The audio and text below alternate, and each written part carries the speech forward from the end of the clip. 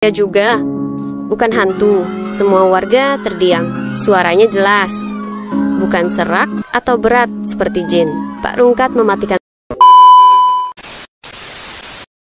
senter, mendekat, lalu memandang wajah orang itu lebih jelas. Yeay, mirip. Tapi, lu siapa? Pria itu menghela napas. Saya Jael, Kang, kembaran Jalil.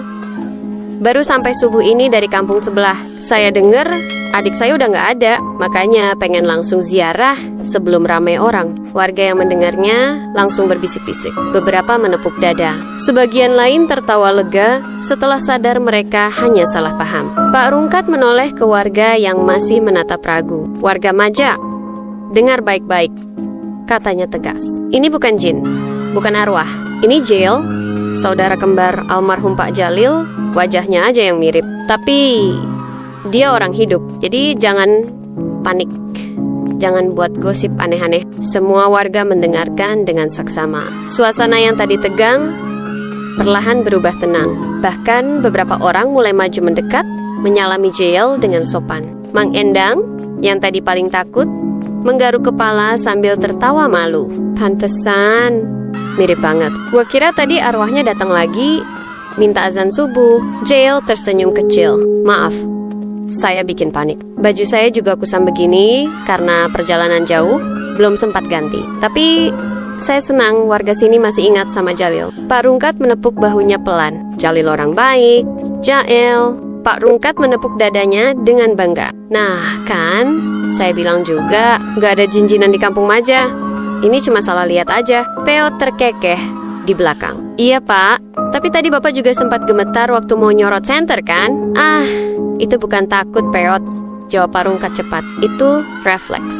Beda tipis sama waspada. Warga tertawa kecil. Suasana pagi itu terasa hangat lagi. Namun, tanpa ada yang sadar, di balik belakang Pak Rungkat ada bayangan. Bayangan itu memanjang di lantai, seperti bayangan orang berdiri. Tapi anehnya, tak ada tubuh yang memantulkannya. Mang Endang yang paling dekat dengan pintu masjid tiba-tiba berhenti bicara. Pak Rungkat, panggilnya pelan. Jangan gerak dulu. Pak Rungkat menoleh. Kenapa? Dang, di belakang Bapak. Suara Mang Endang makin lirih.